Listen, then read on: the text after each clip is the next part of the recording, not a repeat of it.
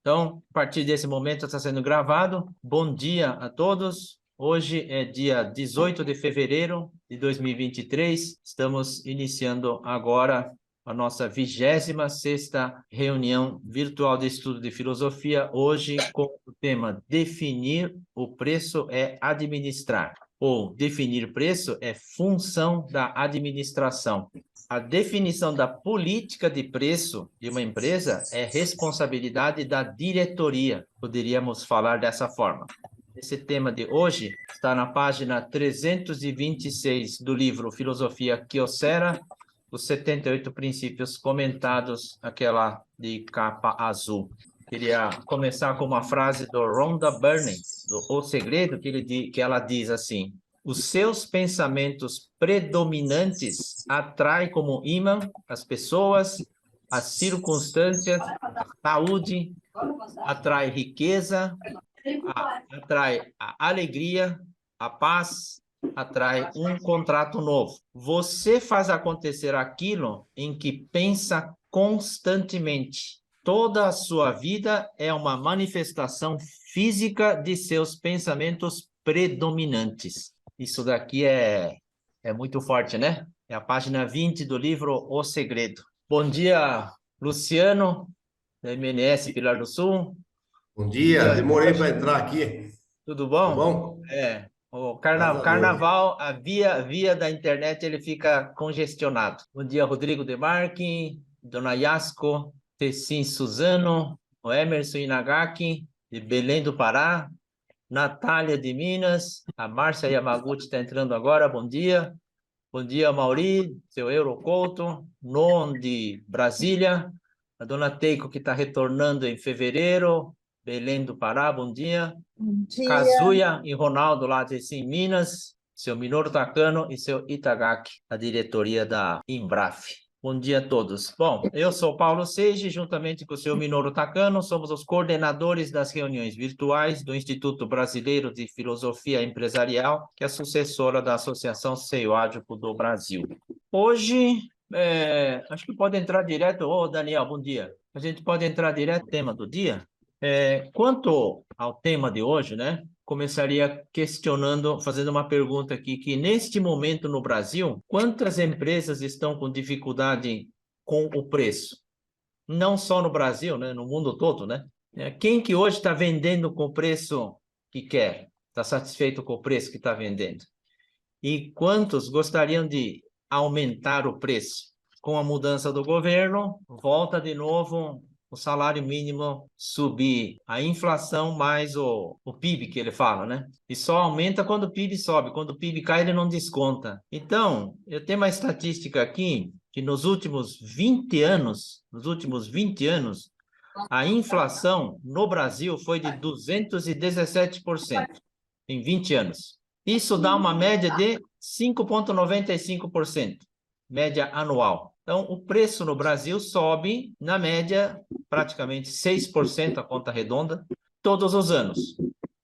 Pode cair um pouquinho, pode subir um pouco mais, pode variar, mas na média dos últimos 20 anos, que são 2 décadas, né? O Brasil é um país ainda com inflação de 6% ao ano. Agora, nesses mesmos 20 anos, o que aconteceu com o salário mínimo? O salário mínimo, nos últimos 20 anos, aumentou 506%. Isso dá 9,43% ao ano. É um bom negócio? É um bom negócio para quem recebe, e ainda assim não é um bom negócio. Mas para quem paga, ele tem um aumento de 9,43% todos os anos na média, enquanto a inflação está em 5,96%, é um desafio gigantesco, não é? Porque vai a pergunta, quem, indústria, comércio, serviço, quem que conseguiu aumentar seu preço de venda em 9,43 na média nos últimos 20 anos? Tem gente que consegue, mas nem todos, para não falar a maioria. E no mundo, num país em que a taxa Selic, o preço do dinheiro, nos 20 anos aumentou 737%, ou seja, uma média de 11,2%. Claro, né? Se o juro tem que pagar inflação mais uma remuneração, 6% de juro mais uns 5% de remuneração, dá 11%. Esse é o quadro de preço no Brasil. É o desafio de todos os empreendedores, né? O vídeo de hoje, definir o preço e administrar, na verdade, no YouTube tem 2 vídeos, né?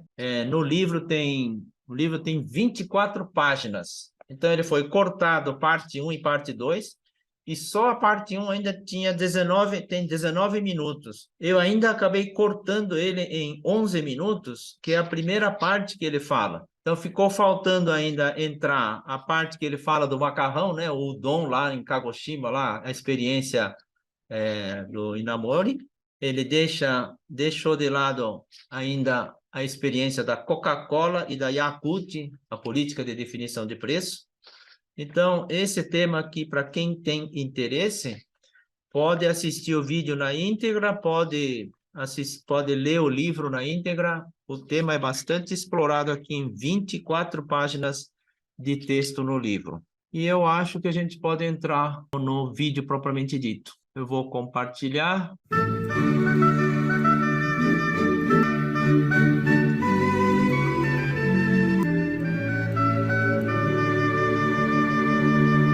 Boa tarde. Como a economia não parece ter se recuperado ainda, estou preocupado com a situação das empresas dos senhores. Hoje temos a presença do senhor Tani do Brasil.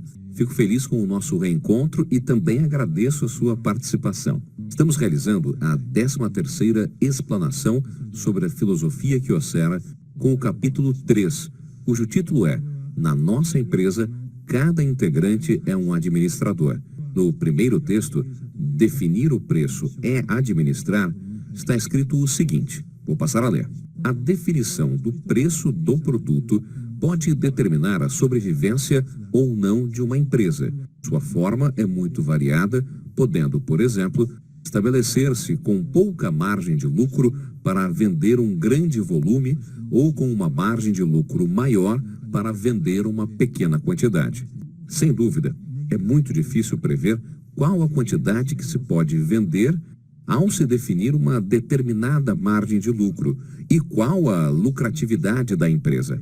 Contudo, ciente do valor que seu produto possui, deve-se buscar o ponto em que o resultado da multiplicação, volume versus lucro, seja o maior possível. Além disso, este valor deve ser bom tanto para o cliente como para a Kyocera, ou seja, ambos devem ficar satisfeitos. Em suma, deve-se analisar cuidadosamente para buscar este único ponto. Considero o item definir o preço é administrar muito importante na gestão de uma empresa. Todavia, na época em que incluí na filosofia, eu mesmo ainda não tinha ciência de sua real importância. Desde então, durante a minha trajetória até hoje, aos poucos fui me conscientizando do quanto a definição de preço é importante para um administrador. A razão pela qual eu disse que definir o preço é administrar tem o seguinte detalhe. Seria mais fácil para os senhores entenderem se eu iniciar com essa explicação. A Kyocera, no início da sua atividade, produzia peças isolantes para produtos eletrônicos. Eu mesmo visitava as empresas que produziam tubos de vácuo, tubos de raios catódicos, que necessitavam de isolantes em busca de serviços. Quando me perguntavam se era possível produzir uma determinada peça para um novo modelo de tubo a vácuo, produzíamos as peças piloto e, se essas tivessem bom resultado nos testes, recebíamos o pedido quando esse novo tubo entrasse em produção. Em outras palavras, a Kyocera começou com produção sob encomenda. Obviamente, nessas empresas já havia fornecedores de peças de cerâmica, principalmente em grandes empresas, como Toshiba, Hitachi, etc. Assim, quando os vendedores da Kyocera as visitavam, diziam: já temos nosso fornecedor, mas se a sua empresa conseguir apresentar um orçamento melhor, poderemos adquirir de vocês. À medida que nossa empresa foi crescendo, a concorrência com empresas do mesmo ramo também ficou mais acirrada. Naturalmente, os fabricantes querem produzir seus produtos por um custo menor possível e, por isso, procuram os componentes e materiais com preço o menor possível. Logo, quando o nosso vendedor procurava o departamento de compras do nosso cliente, infalivelmente pediam para apresentar um orçamento para ver o preço. Quando entregávamos o orçamento, diziam que, pelo preço apresentado, seria impossível fazer negócio, pois outra empresa já havia apresentado um orçamento 10% mais barato do que o nosso. Ouvindo isso, nosso vendedor voltava apavorado à empresa e refazia o orçamento, agora por um preço menor, com o receio de não conseguir o pedido. Voltava novamente ao cliente com o orçamento refeito, até o encarregado de compras dar uma olhada e dizer: olha, por esse preço ainda não dá para lhe dar o pedido, porque o seu concorrente já nos apresentou um novo orçamento com preço ainda mais reduzido. Obviamente, esse encarregado estava nos colocando em uma balança para ver quem reduzia mais. Porém, o vendedor ingênuo ficava mais apavorado ainda e voltava correndo à empresa, dizendo que o concorrente não havia reduzido só 10%, mas 15% do nosso orçamento. Contudo, nessa história, havia também a possibilidade de o encarregado de compras não ter dito a verdade. Poderia estar fazendo um jogo de negociação, mas o vendedor, crente em suas palavras e apavorado, só pensava em refazer o orçamento com um preço cada vez mais baixo. Ouvindo seu relato, senti que algo estava errado. Não seria tão fácil também para o nosso concorrente reduzir seu custo de produção em tão pouco tempo para oferecer um preço tão baixo? Assim, no início, eu mesmo procurava o encarregado de compras do cliente para confirmar a respeito. Em outras vezes, ia até o cliente antes mesmo dos meus vendedores para melhor ficar a par da situação.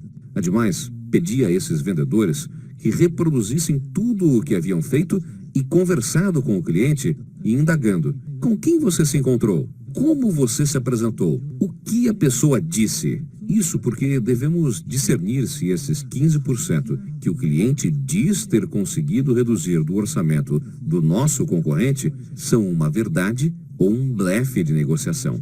Se dissermos que não podemos descontar mais do que 10%, arriscando um palpite de que o concorrente também não teria baixado mais que isso, e falharmos, o pedido iria para o concorrente. Caso isso aconteça, estaremos na Rua da Amargura, pois o pessoal e as instalações ficarão ociosos. Acredito que quem produz por encomenda pode entender bem essa situação. Para que isso não ocorra, torna-se extremamente importante esse discernimento para averiguar se o que está sendo dito é verdade ou blefe.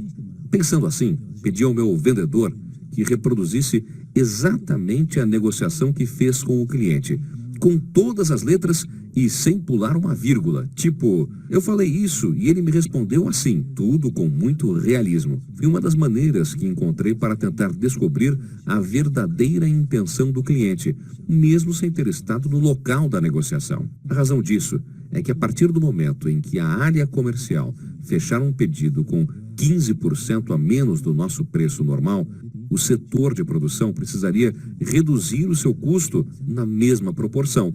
Qualquer que seja o ramo de atividade, isso não é nada fácil, ainda mais num curto espaço de tempo. Entretanto, os vendedores do departamento comercial diziam simplesmente que não se conseguiria obter o pedido se não fosse por esse preço. Quando eu dizia: você diz 15% com tanta naturalidade, mas não é tão fácil reduzir da maneira como você pensa. Vinham com a chantagem de que iriam apresentar o orçamento com 10% de desconto, já que eu, o presidente da empresa, achava difícil reduzir mais, mas que não se responsabilizariam se não conseguissem o pedido. Obviamente, não ter pedido significa não ter trabalho, e isso é muito ruim. Então falei o seguinte para o pessoal do comercial: certamente será fácil fechar um pedido quando o preço for menor do que o dos concorrentes. Mas nesta condição, vocês do comercial não poderão se orgulhar desta conquista. Além do que, isso faz com que o pessoal da produção sofra ainda mais para reduzir o custo. Isso não é justo.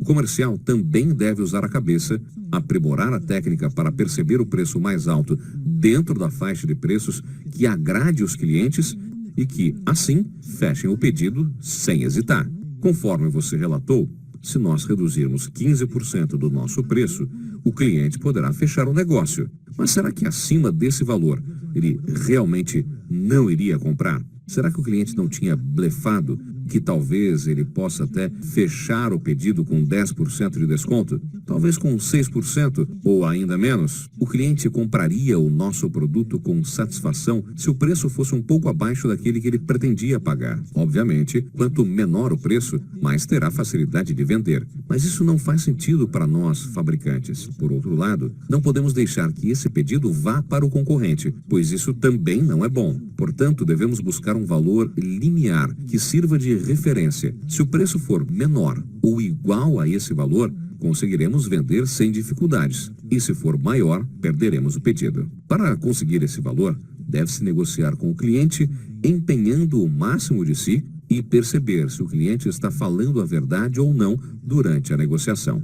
É uma verdadeira luta de espadas. Não se pode acreditar em tudo o que o cliente diz e voltar apavorado para a empresa, como você pedindo para abaixar ainda mais o preço, senão não conseguiremos manter a nossa empresa. Em outras palavras, definir o preço significa definir o maior preço dentro da faixa de valores que agradem ao cliente e que o faça comprar com satisfação. Todos sabem que, se o preço for menor, mesmo para os subcontratados, não faltará serviço, mas se for alto, o pedido irá para o concorrente. Por isso, deve-se procurar o preço mais alto dentro daquela faixa em que os clientes irão concordar para fechar o pedido. Tal definição é uma tarefa muito difícil, que não pode ser delegada somente ao responsável do comercial, para que este o faça levianamente. Isso cabe ao dono ou ao dirigente responsável pela empresa, com base nas análises de todas as informações e os materiais trazidos pelo pessoal do comercial em busca de sua veracidade, pois não se consegue administrar uma empresa se o comercial, sem usar a sabedoria, trouxer sempre o pedido fechado pelo preço menor que o dos concorrentes, acreditando piamente no que o cliente diz. Como sou da área técnica e o meu forte é criar o produto, considerava meu dever fabricar nossos produtos por um custo que pudesse atender ao preço fechado pelos nossos vendedores, diminuindo ao máximo as despesas de produção para facilitar o trabalho. Por isso, creio que fui muito severo com o pessoal da produção e muito tolerante com o do comercial. Todavia, quando percebi que não era o correto, passei a falar sobre definir o preço e administrar ao pessoal do comercial. Tem 11 minutos aí esse vídeo, mas é muito importante o que o Inamori está falando aí. Durante o vídeo, entraram a Kátia Harada, bom dia, Hélio Junge, acho que já estava, Jan Takematsu, nós estamos com 24 participantes conectados hoje. Muito bem, esse é um tema que eu acho, Inamori fala, está dublado em português, mas tem muitas mensagens na entrelinha. É difícil de explicar, eu acho. Leva bastante tempo, né? Uma delas que eu anotei aqui foi quando o comercial fecha 15% mais barato, que imediatamente o setor de produção precisa reduzir o seu custo na mesma proporção. Né? Esse é um nível de consciência que, para a cabeça do Inamori, eu acho que é normal isso. Mas eu cansei de ver a área comercial vender com 10%, 15% de desconto e a produção nem ficar sabendo. E aí produz do jeito que sempre produziu. Obviamente, a margem foi embora aí, né? Quanto à questão do volume e lucro, né? Na contabilidade gerencial, existe um tema que se estuda volume e lucro, no item margem de contribuição, que é aquela famosa busca do volume para, né, em quantidade multiplicado pelo lucro, ele vai me gerar a margem bruta para pagar o custo fixo, né? Qual que é melhor? É vender um pouco menos, mas com margem, e aí eu consigo melhor valor, ou eu sacrifico um pouco a margem, vendo mais barato, mas eu vendo quantidade. Então, essa elasticidade entre a relação do preço com o volume, ele diz que tem um X aqui, tem um ponto que cruza, né? É o melhor ponto em que a multiplicação da quantidade pelo lucro dos produtos vendidos, ele me gera uma arrecadação, a melhor arrecadação. Porque vender pelo preço barato, vender quantidade, não precisa nem ter vendedor, ele vende adoidado. Só que o valor arrecadado, ele cai, né? Ele fala, então vou aumentar o preço. Vai, então aumenta o preço. Aí a quantidade cai, aí o valor arrecadado cai também. Então ele fala que tem um ponto em que essas duas linhas se cruzam. E é uma arte a ser percebido de acordo com o ramo de atividade, indústria, comércio, serviço. Depende da época, quando o país está crescendo, é uma relação de preço, quando está num período recessivo, é outro, e assim por diante, né? Agora, eu queria ouvir a opinião do seu Itagaki, que é a experiência do Japão, que agora, antes do início, eu mencionei que no Brasil o preço variou nos últimos 20 anos 6% ao ano, o que é bem menor do que aqueles 80%, 40% que tinha na época da inflação galopante, mas 6% ainda é uma variação representativa quando a gente pega o país todo. E no Japão, essa é uma situação que seu Itagaki comentou em alguma reunião, falando que acho que o preço do metrô faz 20 e tantos anos, décadas, que tava o mesmo preço, né? Então, para mexer no preço, eles têm que fazer uma cerimônia envolvendo um monte de coisa. Seu Itagaki, compartilha um pouquinho com a gente, um pouquinho dessa experiência, ou né, a experiência da Panamédica, ou qualquer coisa a respeito desse tema de hoje. Ok, bom dia a todos. E apesar de no meio de carnaval, estamos muito satisfeitos com participantes de 24 pessoas, né? É uma coisa maravilhosa para mim. Bom, o tema de hoje é preço. Eu acredito que dirigindo empresa aqui no São Paulo há 30 anos, e sempre comparando com empresas japonesas, pelo menos assim, filosofia da administração de empresas japonesas, né? Em poucas palavras, tem um lado que todos os empreendedores japoneses têm que aprender empresários brasileiros. Existe essa parte, sabe por quê? Até alguns momentos eu admirava a estabilidade de preço do mercado japonês, por exemplo, 20 anos, alguns casos 30 anos, 3 décadas sem aumentos. Você acredita nisso? E ainda, no caso de a metrô que Paulo-san mencionou, se não me engano, empresas de metrô em Tóquio anunciou esse aumento depois de 20 anos, eu acho que junho, alguma coisa assim, para aumentar 10 ien, ou seja, R$ 4. E ainda tem uma mais história, porque no caso do Brasil, se anuncia aumentos, talvez vai aumentar semana seguinte ou mês seguinte. Nesse caso, exemplo de metrô, eles anunciaram que aumento seria só março do ano que vem, ou seja, daqui a pouco, entendeu? 7 meses atrás, anuncia aumentar 10 ien, tá? 10 ien, mas não é semana que vem, a partir de dia 1º de março agora. Olha só essa diferença de mentalidade, né? Por isso, eu falo sempre que os empreendedores japoneses têm que aprender empresários brasileiros, como é que aumenta preços. Eu digo isso porque talvez algumas pessoas assistindo a noticiário do NHK, do programa japonês, que hoje está correndo muitas polêmicas, aumento de preços. Todas as indústrias, serviços estão aumentando agora. Lógico, quem pode aguentar 20 anos sem aumento? Coitado com trabalhadores japoneses. Ou seja, essa da estabilidade de preço de 20 anos, 30 anos, 2 décadas, 3 décadas, uma parte existe por causa da sacrifício grande dos trabalhadores japoneses. Então, o salário de hoje no Japão, eu acho muito baixo, muito baixo. Eu acredito que é uma responsabilidade de empresários japoneses, não olhando o lado da vida dos funcionários, colaboradores da vida, sacrificando assim preço, estabilidade de preço, buscando atrás grande sacrifício de colaboradores. Isso está acontecendo a nível nacional, desde norte até sul do Japão. Por isso, hoje, está tendo muitos assim problemas econômicos generalizados no Japão por causa disso, porque se não aumenta a consumidores, não, como é que você pode acelerar a economia japonesa em todos os segmentos?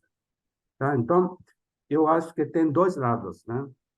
Tem que olhar benefícios de colaboradores e também tem que olhar impacto nacional da economia japonesa, dependendo de política de como definir preço de cada empresa. Isso eu acho que nós temos que aprender com outros países, porque, afinal de contas, não existe uma economia de um país gera isoladamente com outros países. Contrário, né? Então, isso podemos, assim, analisar de vários pontos na área social e também cada próprios empresas, né? Agora, como eu falei bastante, eu não vou entrar sobre preço, definir preço da nossa empresa. Tenho também coisas que queria que falar, mas deixa por aí hoje, tá? Muito obrigado. Obrigado, senhor Itagaki. Então, num mundo globalizado, né, o preço de commodity internacional, como petróleo, como câmbio, como cereais, ele varia bastante. Como é que uma nação, né, pode administrar o preço estável assim por tanto tempo? Eu acho que essa é questão de cultura, aquele de achar que sacrifício, né, que é bom para o país e tal. Mas, enfim, são culturas diferentes. Acho que são dois extremos. O Japão, que não mexe no preço, e o Brasil, que mexe no preço a qualquer coisa. Em seguida, seu Takano, compartilhar um pouquinho da experiência do assunto com a gente. Bom dia para todos. Na verdade, o próprio Paulo já mencionou os pontos principais, e Itagaki-san com um exemplo aí muito interessante, né? Como a gente encara isso aí. Bom, na verdade, definir preço é administrar, é da responsabilidade mesmo da alta cúpula da empresa, né? Começando pelo dono ou presidente da empresa, ter essa noção. Então, eu vejo o ponto principal que o Suinamori fala disso, quer dizer, vários pontos importantes, mas que esse equilíbrio, né? Como fixar o preço dentro de um lucro razoável e que seja satisfatório para o cliente. Isso não é fácil, né? Então, eu acho que todo administrador, na verdade, tem que estudar ou ter essa bagagem psicológica, né? Saber realmente o ponto que o cliente muitas vezes não revela, né? Então, isso não é fácil para nenhum empresário, não é fácil. O seu Inamori, com a experiência dele, ele acho que percebe isso, conversando sobre esse assunto de vários ângulos, a ponto de o que o vendedor falou, o que o cliente respondeu, vírgula por vírgula, quer dizer, é realmente muito difícil. Mas alguns pontos que acho que precisa ser considerado é o custo do produto, né? Esse custo do produto, muitas empresas usam, bom, isso custa 10, eu preciso margem bruta de 20, eu vou vender por 12. essa é a mentalidade mais ou menos 12 ou até mais do que isso, sem analisar a capacidade do lado comprador, né? Não adianta também fixar-se no custo do produto apurado e calcular margem e querer vender por isso. Eu acho que não é por aí também. Mas também essa questão de custo é importante, como o Paulo mencionou também, o vendedor vende com desconto e nem o lado da produção não fica nem sabendo. Isso é uma realidade em várias empresas. Então, realmente, acho que precisa cuidar da parte do custo. E quando fala em custo, como apurar o custo, né? Porque você tem custos indiretos e custo direto do produto. Indireto é aqueles custos administrativos, né? Custo de depreciação do equipamento, tudo isso aí tem que ser visto, considerado no custo. E muitas empresas, eu conheço várias empresas que não têm esse cálculo. Eles fazem mais ou menos a olho, né? Acrescenta tanto por cento e espera a apuração no final, né? Então, isso é um perigo para a empresa, né? E outro ponto que eu acho importante, se o Inamori fala, bom, vender com preço baixo não precisa ser nem vendedor, né? É coisa.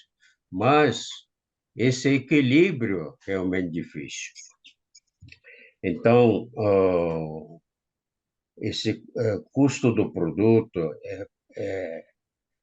organizar o gerenciamento do custo é importante. O que tem que ser rateado, né? Custo administrativo, honorário dos acionistas aí, lucro para acionista, tudo mais, tem que ser calculado com critério. Então, tem que ter todo o critério de rateio das despesas e temos que considerar custo direto também, o imposto de renda, no Brasil, no caso, tem PIS, COFINS, IPVA, IPTU, né? Esses são custos diretos calculados. E indireto, como IPI, ICM, ISS, essas coisas têm que ser também consideradas. Então, eu acho que dentro desse tema cabe também o empresário pensar em como estabelecer o custo, o critério de rateio, tudo mais, de forma mais objetiva possível, né? Não é fácil também esse critério de rateio, mas isso é fundamental para ter o custo do produto. Não que o preço de venda seja simplesmente baseado no custo, cresce mais 50%, 30%, 40%. Não é só isso. Mas sempre preocupar no custo do produto na empresa. Bom, o tema realmente, o Paulo estava mencionando um pouco de manhã, esse tema é tão importante e longo, talvez mereceria repetir e complementar em outras reuniões. Da minha parte era isso, Paulo. Obrigado, seu Tracano. Realmente o Brasil, eu acho que nós brasileiros ainda guarda na memória, né, no subconsciente, aquela virada da tabela, repasse do custo. Então, se o custo de produção aumenta, no período da inflação, não se falava de custo, né? Ele simplesmente repassava. Então, petróleo estava 10, foi para 20, então é 20, repassa no preço. Então, repassa no preço. Essa era a cultura. E numa moeda estável, essa cultura cai por terra. Mas já passou 28 anos do real para cá. E a gente está com isso de inflação. Naquele item que eu observei anteriormente, quando ele diz que se o vendedor vem com 15% de desconto no pedido, imediatamente o setor de produção precisa reduzir o custo na mesma proporção para manter a lucratividade. Essa é a consciência de custo, cultura de custo e de margem da organização. Uma organização que não tem essa cultura, ele fica desassociado comercial com a produção, com a administração. Parece que cada um tem uma forma de agir, né? Só que não está no texto, mas em algum áudio ele fala que seu preço cai, você tem que abaixar o custo. É isso que ele está falando. Mas ele não está falando que se ele baixar o custo, se ele consegue produzir com custo menor, não é para ficar baixando o preço de graça. Ele fala, você é tonto? Né? Então, aquela cultura de, o custo subiu, repassei no preço. Custo abaixou, repassei. Não. Ele falou, e na Morição fala que ele sentia a culpa do pecado da usura, do lucro elevado, quando o mercado vendia por 10 e ele tinha competência de produzir por 1. Então, ele tinha 9 de lucro. Ele conseguia vender o custo de produção vezes 10 vezes. Ele falava que sentia culpado com isso. E quem tirou dessa culpa foi o Matsushita Konosuke, que é o mestre dele. Que ele falou assim, né? Diz que você que usa funcionários de primeira, você que usa matéria-prima de primeira qualidade, você que usa maquinários, instalações de primeira qualidade para produzir um produto para você trabalhar com prejuízo, isso sim é pecado. Se você tem competência para produzir por 1 o que o cliente paga satisfeito 10, não tem problema nenhum você ganhar 9. E se você não consegue produzir por um preço que você não consegue ganhar, né? Aí a incompetência sua. E aí entra aquela política de preço da 3M, né? A 3M, ele diz que mantém na linha de produção enquanto tiver diferencial que justifique um preço com boa lucratividade. Assim que os concorrentes alcançarem ele e conseguir fazer o produto com a mesma qualidade por um preço menor, a 3M ele simplesmente abandona esse produto, abandona esse mercado, porque ele nunca compete com o preço, ele compete sempre com o produto. Olha só que postura interessante de uma multinacional americana, né? Ele fala, se eu tiver que baixar o preço, cara, eu não vou ficar brigando com o preço, estou fora. Tanto é que a política da receita deles é de que anualmente X% da receita tem que vir de novos lançamentos. Então, busca de novos produtos, de criatividade e tal na 3M é uma loucura constante, né? Eu acho interessante essa postura de uma empresa multinacional e a 3M. Bom, em seguida eu queria ouvir a opinião do Noah, ele é novo de idade, né, Noah? Mas você já gerencia um restaurante com quantas unidades? Falou 2, 3 unidades? Você tem que Nós trabalhar para temos definir o preço, né? Qual que é a sua opinião? Qual que é a sua experiência nesse assunto aí do tema de hoje? Por favor. Então, Paulo, a gente já está com o restaurante completando 9 anos esse ano, né? Então, já passamos por várias experiências. Já quase quebrou várias, algumas vezes, sabe? Então, muita experiência nas partes de preços, né? A gente aprendeu principalmente nesses últimos anos com pandemia, essa questão mais do preço mesmo como administração mesmo. Quando você define o preço, a gente define o mercado que você quer atender, né? Mesmo no ramo de comida, eu posso vender um sushi mais caro para um cliente que é mais exigente, com preço diferente, né? E um sushi mais barato, com preço mais embaixo, né? E das mesmas formas eu posso estar obtendo lucro. Então, na pandemia, a gente criou uma marca para sushi mais barato, online, né? Hoje em dia, com delivery, a gente pode abrir, assim, né? Vários negócios. Então, a gente criou essa marca para que clientes, assim, classe C, D, né? E um sushi mais caro. Então, a gente tem uma diferença de preço e atende clientes diferentes, só que os mesmos, com produtos um pouco diferentes, mas na base é igual, né? E aí, dessa forma, a gente consegue manter o negócio lucrativo. Antigamente, a gente dava muito promoção, frete grátis, né? E isso acabava com nossa margem.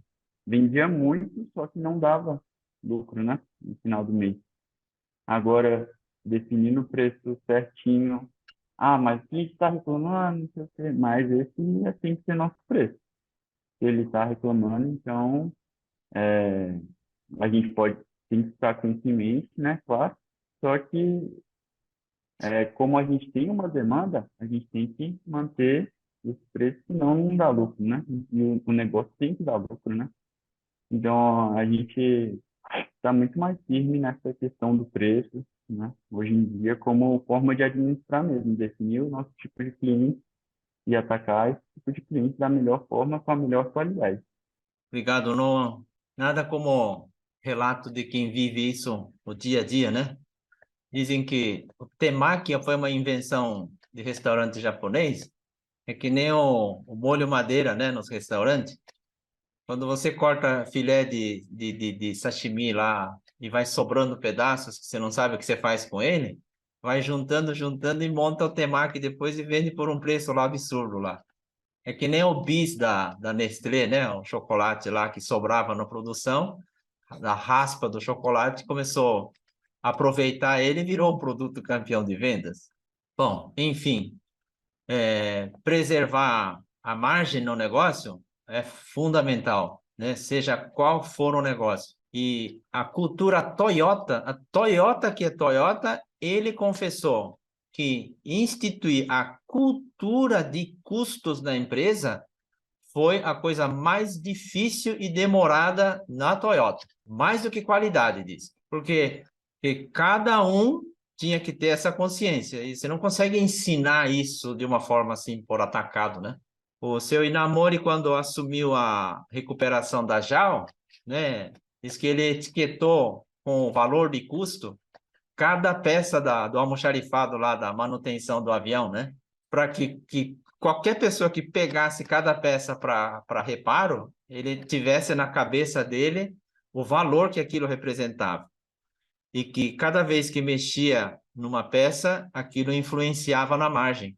Como ensinar isso? Como fazer com que as pessoas vão adquirindo essa cultura? Eu acho que essa é a função da administração. Porque como dono do empreendimento fica esquentando cabeça com o preço, mas se ele não consegue transmitir isso para a hierarquia, ele sofre sozinho, né? Muito bem. Uma outra questão também, eu acho que isso para a gente tem que tomar muito cuidado, quando fala definir o preço, eu acho que confunde com aumentar o preço, né? Definir a política de preço significa em que nível de preço eu quero competir, seja qual for o produto, serviço, comércio, não importa, porque tem comércio que vende, digamos, o mesmo produto, né, por um preço elevado num bairro nobre. E tem mercado popular na periferia, que a maior parte da linha de produto é popular, mas ele ataca na política de preço popular. É política de preço, né? E não confundir repassar a inflação com mexer no patamar de preço. É aquele caso do dentista que trabalhou 20 anos, ganhou dinheiro, trabalhava muito, ele falou, agora eu não vou aposentar, mas eu vou aumentar o meu preço para trabalhar menos e ganhar a mesma coisa. De um dia para o outro, ele dobrou o preço. Porque ele cobrava 10, ele passou a cobrar 20. Para falar, agora eu atendo menos, né? O que aconteceu? Aumentou a clientela. Por quê? Porque um médico que cobra 20 quando o outro cobra 10, deve ser bom. Aí começou a formar fila. Ele teve que continuar trabalhando, mas estava ganhando o dobro, né? Então, tem casos, né? Tem histórias interessantes sobre a questão do preço. Mas vamos lá, são 9h54 já. O Jorge tinha falado sobre fechar os pedidos, os clientes vinham, aceitavam o pedido, né, Jorge? Dá para comentar um pouco sobre a sua experiência, Jorge? Sobre depois de 30, 40 anos a empresa no mercado, ele tem um posicionamento do produto, da credibilidade no relacionamento com os clientes, em que o preço ele passa a ser um item não tão preponderante na negociação. Então, vamos para a Mauri, do Grupo MNS. Você falou que exporta o produto, vai daí de Pilar do Sul e mandar lá para Norte e Nordeste, né? A relação do preço deve ser alguma coisa muito dinâmico aí no teu negócio, né? Compartilha um pouquinho da sua experiência. Bom dia a todos. Depois o Luciano está aí também, se quiserem falar, ele domina mais essa parte de preço. Eu vou falar mais dessa parte que você falou, que tem bastante mensagem subliminar no discurso do Inamori. Um dos pontos que eu trabalho bastante aqui dentro do Grupo MNS é essa parte da comunicação, né? Se houve, lá no momento que ele ocorreu, o relato dele lá, que eram outros tempos, por exemplo, houve uma reunião com o cliente, o vendedor voltou para a sede, né? Chamou a reunião com o presidente, fez um monte de reunião, depois voltou para o cliente, rebateu, voltou para a administração. Aí pode ter ocorrido uma semana, um mês, por exemplo. Hoje, o nosso momento agora é dinâmico, né? Essa WhatsApp, reunião online e tal, essa negociação é quase que instantânea, né? Então, essa parte da comunicação, essa clareza de qual que é o posicionamento de preço quando vem da alta administração, o que realmente que a gente pode, o que não pode fazer, realmente essa domínio da arte de gerar o preço é a essência do nosso negócio, né? Dentro que ele fala aqui, até o jeito que você, Paulo, começou, realmente todo mundo da empresa, seja um vendedor, seja um administrador de estoque, de almoxarifado, todo mundo tem que estar sabendo o preço, seja de uma peça, seja do produto final, seja da margem, o senhor Takano falou quanto que custa o imposto, se está sendo gerenciado ou não, e isso daí que é a importância, que realmente a clareza do negócio tem que ser difundido para todos, desde da faxineira até o vendedor, principalmente no diretor-geral da empresa, né? Você comentou também em relação à soja, por exemplo, né? Quando a gente começou a ter uma clareza mais, né, no nosso movimento de soja, por exemplo, nós estávamos pagando ao produtor, tipo, R$ 40 um saco de soja, e ele tendo bons resultados. Hoje, está pagando R$ 140, R$ 150 no mesmo saco de soja.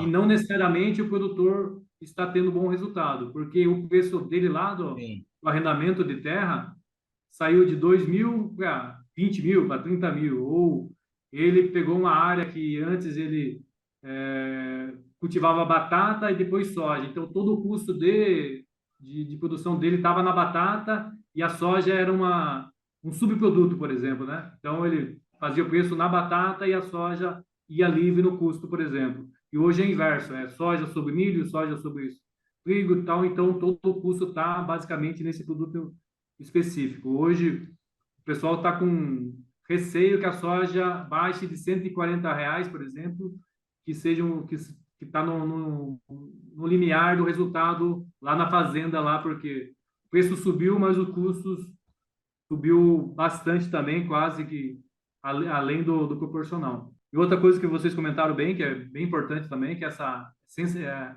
essa noção do desconto também, que ele comentou no texto de 15%, 10%, mas depende da margem operacional da empresa, é o resultado, por exemplo, né? Então, se a gente consegue baixar 10% ao invés de subir 5%, o nosso resultado final, que seria 2%, 5%, ou ele consome, né, todo o resultado operacional, deixa negativo, como o Noam falou, na hora que você dá um desconto lá de R$ 1, R$ 2, você está dando um desconto maior do que o seu resultado final, por exemplo, né? Então, essa noção de como que está o seu preço, como que está o seu custo, onde que está a sua margem, qual que é o custo, qual que é o seu ponto de equilíbrio em relação a volume e capacidade operacional, também essa essência do domínio do negócio. Então, acho que esse definir preços e administrar, e principalmente você difundir essa filosofia da gestão do preço, gestão do custo, para toda empresa, seja comprador, seja vendedor, seja administrador, gestor de contador, todo mundo dominando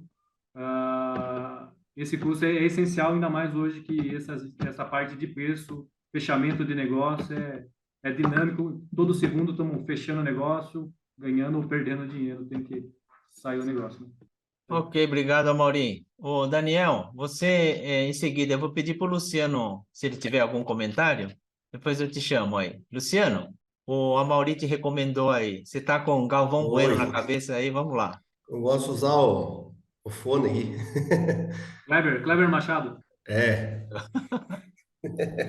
para não dar eco na sala aqui. Ah, ok. Na verdade, assim, igual falou no texto aí, né? Você pode fazer mais com menos, né? É igual aqui a gente trabalha com um ramo de cenoura, a gente lava cenoura, beterraba, mexe com cebola. Existe a possibilidade de você produzir mais, né? Vender com preço menor aí para conseguir escoar bastante produto, ou você vender menos com a margem maior. Eu já estou há 12 anos morando aqui em Santa Juliana, praticamente. Mudei para cá, mas a empresa aqui fundamos em 2006. Desde o início eu estou acompanhando. Nós estávamos processando bastante cenoura aí, em torno de 100 mil caixas por mês. Hoje reduzimos para 40% do movimento de cenoura. Porém, o resultado melhorou. O que a gente começou a analisar? Você estava fazendo mais com margem menor e arriscando mais no mercado, tendo que distribuir mais mercadoria. Então, de 2017 para cá, eu adotei o sistema de estar diminuindo um pouco o volume, melhorando a nossa cartela de cliente, porque a gente estava tendo algumas inadimplências, porque você tem um volume maior, você tem que distribuir mais produto para os clientes. Acaba vendendo para cliente e acaba tendo inadimplência. Então, diminuímos o volume, nós está aqui eu adotei o sistema até o momento de fazer mais com menos, movimentando menos volume com resultado maior. É Certo. igual o Nohan, como que é o nome? Nohan, Noah. ele fala, você tem que analisar a sua clientela, igual hoje a gente tem cliente que você tem que fazer um trabalho diferenciado na cenoura para entregar para ele, consegue agregar um valor maior, porém um produto melhor. E já tem a clientela que você tem que trabalhar com um produto inferior um pouco, um preço melhor, porque senão você perde para a concorrência. Agora, definir o preço, igual o senhor Tacano falou, né? Coisa do dono, o gerente, a gente tem que estar definindo e saber, né? Atacar e recuar para você deixar, né? Você não deixar de vender. Porém, esse problema de vendedor que ele comenta aí, que vai lá, tem concorrente tem 15%, aí a gente que faz administração, a gente tem que saber atacar e recuar.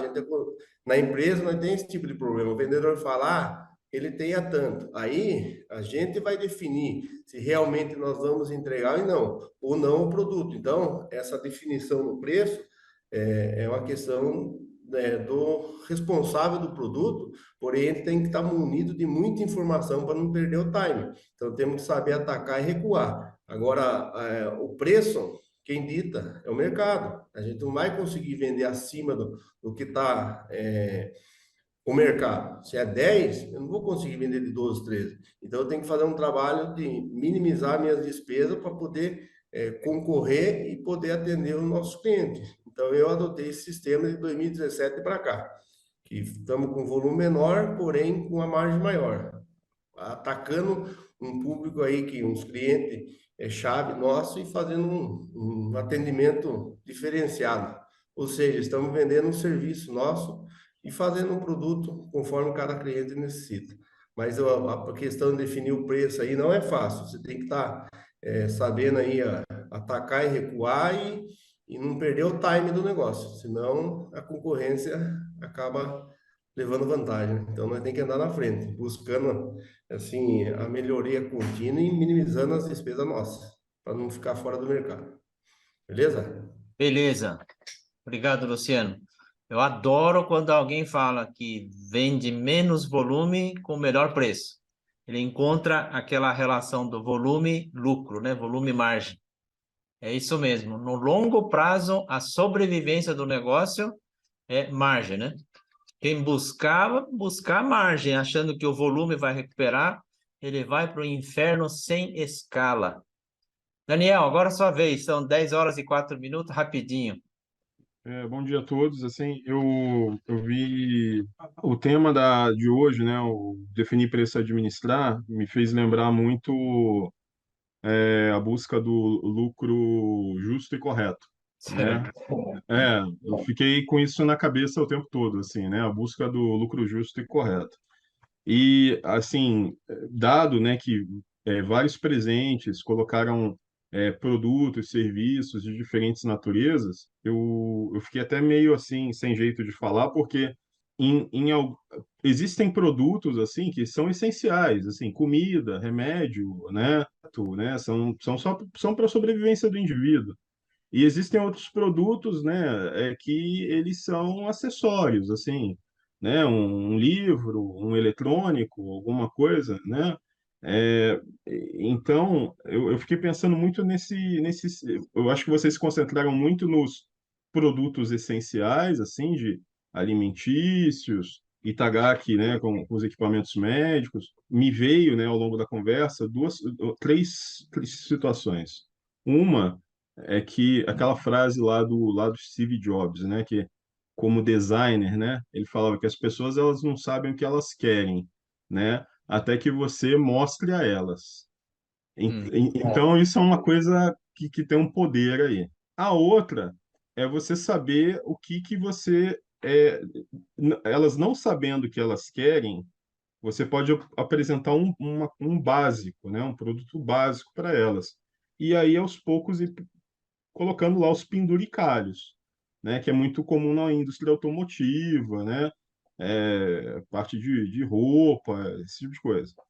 E a terceira é um economista lá, o Mankin, né, que ele falava assim que o consumidor ele tem uma quantia máxima que ele está disposto a pagar. Então, eu acho que essa nossa conversa de hoje, ela ainda rende, né, outras reflexões dependendo da natureza do produto ou serviço, né, e a quantidade de peças, de componentes que esse produto tem, né, porque ele pode estar dependendo de uma matéria-prima que está em alta, ele pode estar numa situação de alta procura por causa de moda, ou entendeu?